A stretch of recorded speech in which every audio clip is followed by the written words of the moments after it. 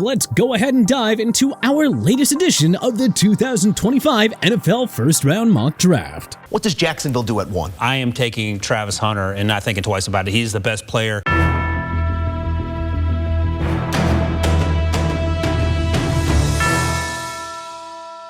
Now, before we start, an important note that the draft order is courtesy of Tankathon. So, with that out of the way, let's get right into it. Number 1, Jacksonville Jaguars, Travis Hunter. The Jaguars need another wide receiver to help rising star Brian Thomas Jr. and help in the secondary. Can't think of a better solution than the two-way Colorado Buffalo superstar who is adamant about playing both receiver and corner in the draft. Even if Jacksonville only used him in one spot, they'd either have a top 3 receiving duo in Hunter and Thomas Jr., or the league's next big thing at corner. Can't go wrong with either, and Hunter's mega draw will help sell seats in Duval County. Number 2, Las Vegas Raiders, Shedeur Sanders. Yeah, another no-brainer pick here. The Raiders need to take the best quarterback available, and Hunter's teammate has separated himself from the other QB prospects. Sanders' star power and celebrity status will make the big market Raiders even more appealing to a general football audience. Number 3, New York Giants, Cam Ward. Yeah, there are more polished prospects and sure things to succeed, but the Giants have to take a quarterback. And Ward's supremely high upside is worth betting on. In an ideal world, the Giants would address their O-line and running back room in free agency, then add Ward to the mix, and you have a promising nucleus with the Miami QB, Andrew Thomas, Malik Neighbors, and Wan'Dale Robinson. Number 4, New England Patriots, Mason Graham.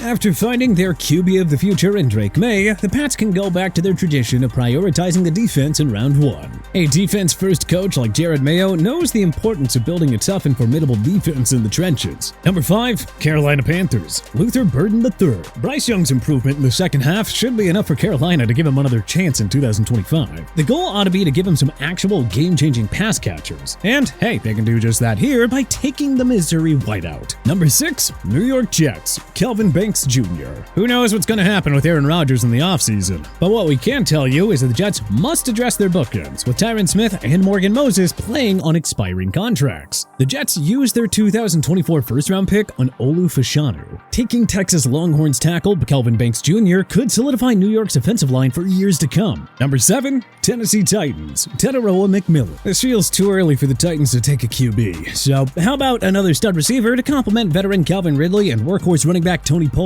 McMillan has future All-Pro written all over him. No matter who's lining up behind center for Tennessee in 2025, they're going to be well-suited to succeed with a McMillan-led supporting cast. Just saying. Number 8, Cleveland Browns, Will Johnson. Wouldn't be shocked if Jameis Winston got an extended look at QB next year with Deshaun Watson watching from the bench. Neither rate, it's also too soon for the Browns to take a signal caller here. But pairing Michigan shutdown corner Will Johnson with Pro Bowler Denzel Ward would give Cleveland the looks of a top 5 defense. Number 9, Cincinnati Bengals, Abdul Carter. The Bengals' goal here is simple. Take the best defensive player available. The entire unit has been a disaster, and changes across the board are absolutely needed. The big move would be getting a potent edge rusher like Penn State's Abdul Carter to pair with one-man wrecking crew Trey Hendrickson. Number 10, New Orleans Saints, Michael Williams. The Saints need a youth injection on defense, with all-pro pass rusher Cameron Jordan now nearing the end of his Hall of Fame career. Georgia's Michael Williams is a plug-and-play guy ready to produce. He'd be a real solid sidekick to rising star Brian Breesy and veteran edge rusher Carl Granderson. Number 11, Chicago Bears, James Pierce Jr.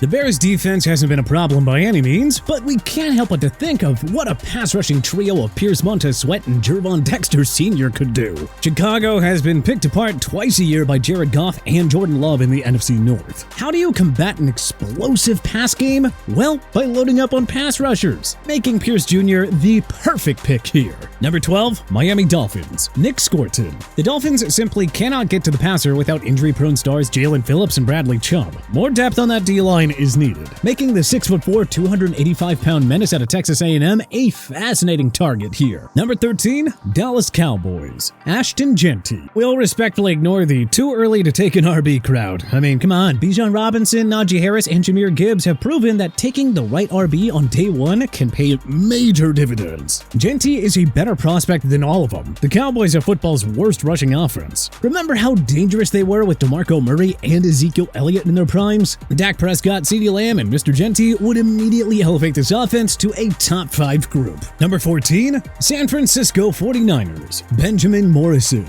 Like last year, the 49ers secondary has struggled to hold its own against top-tier wide receivers. With Charvarius Ward likely to leave in free agency, GM John Lynch has a clear-cut solution here in Notre Dame's Benjamin Morrison. Suddenly, a secondary with Morrison, Diamador Lenore, and Talanoa Hufanga is well-equipped to defend against just about any aerial attack. Number 15, Indianapolis Colts, Malachi Starks. The Colts need reinforcements all across the defense, but we're just too intrigued by the idea of snagging do-it-all Georgia safety Malachi Starks, whose game resembles that of Baltimore Ravens star Kyle Hamilton. Starks can line up anywhere on the field in coverage and excels in both run defense and rushing the passer. That is the exact utility weapon that Shane Steichen's group really needs. Number 16, Tampa Bay Buccaneers, Emeka Egbuka. The early guess here is the Bucs part ways with pending free agent Chris Godwin, who will be 29 and coming off surgery on a gruesome season-ending knee injury. Well, Tampa can get their new sidekick for Mike Evans here by snagging Egbuka, who's another speedy deep threat and red zone threat who would keep Tampa's passing game in good shape with or without Godwin. Number 17,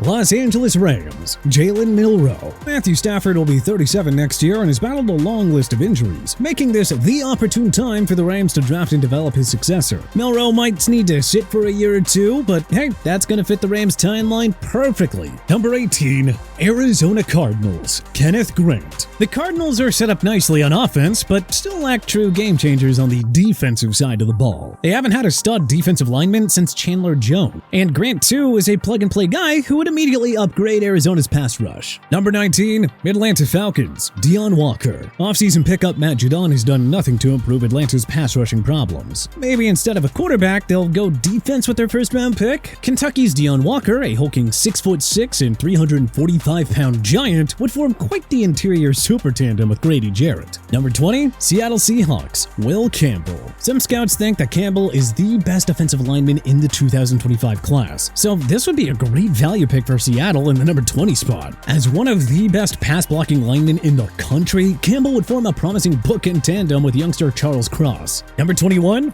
Washington Commanders, Isaiah Bond. Terry McLaurin is still one of the best playmaking wideouts in the game, but imagine how much better the Jaden Daniels-led offense would be if the Commanders could add a number 2 receiver to complement McLaurin. Bond's great set of wheels and ability to work the middle of the field would add another element to the Commanders' prolific offense. Number 22, Houston Texans, Tyler Booker. For all the concerns about the Texans' O-line, they've got a solid pair of tackles in Titus Howard and Laramie Tunsil. For GM Nick Caserio, the play has taken the best interior lineman on the board. Alabama guard Tyler Booker is a superb pass blocker who is even more polished in the run blocking game. Number 23, Denver Broncos, Colston Loveland. It's pretty amazing what Bo Nix has done in his rookie year with no consistent playmakers outside of Cortland Sutton. Well, here's Denver's chance to add another playmaking stud to elevate that passing game. Number 24, Baltimore Ravens, Cameron Williams. With Ronnie Stanley set to enter free agency, the Ravens have a clear path to getting younger and cheaper on the offensive line. Williams is especially a beast in pass blocking, which bodes well for a Baltimore team that will eventually need to transition to a more pass-happy offense in order to protect Lamar Jackson long-term. Number 25, Los Angeles Chargers, Jalen Walker. The Bolts gotta make tough decisions with pricey veterans Khalil Mack and Joey Bosa. The guess here is that one of them is gonna leave in the offseason, so Jim Harbaugh and company won't want to waste any time to acquire another edge rusher to replace whoever leaves. Number 26, Pittsburgh Steelers, Carson Beck. Russell Wilson's excellent play in Steel City means that he's about to get a new contract.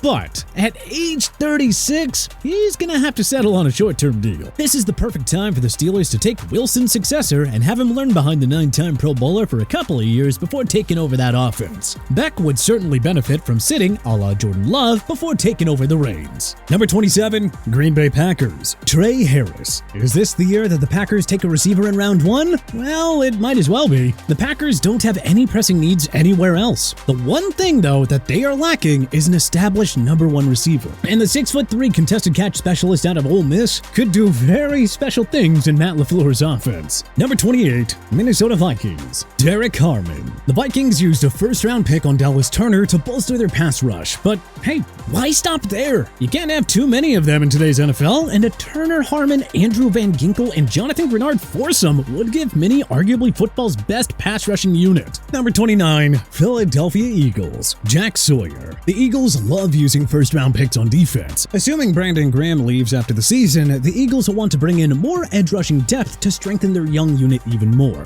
Sawyer could be used in a rotational role for a season or two before becoming the full-time starter. Number 30, Buffalo Bills, Walter Nolan. If the Bills move on from Von Miller as expected, there will be a gaping hole on the defensive line. Buffalo could use another run-stopping force like Nolan to complement the talent of Ed Oliver. A Nolan-Oliver tandem could be what helps Buffalo get over the top in the AFC. Number 31, Kansas City Chiefs, Jonas Savaiinaea. If the Chiefs move on from Jawan Taylor, and there is little reason to believe that he'll get another year in KC, don't be surprised if GM Brett Veach uses his scouting mastery to address the void. Number 32, Detroit Lions, Denzel Burke. The Lions secondary has improved aplenty this season compared to last year, but we can't get over the idea of Detroit adding another stud shutdown corner to complement future All-Pros Terrion Arnold and Brian Branch. But hey, which 2025 NFL draft prospect do you hope your favorite team will land? Let us know in the comment section below. If you like this video and learned a thing or two, then hey, clicking that like button helps us out a ton. And you know, we really appreciate it. If this is your first time coming around to TPS though, subscribing is a great idea because we put out videos like this every single day. But as always, thanks for watching and we'll see you guys next time.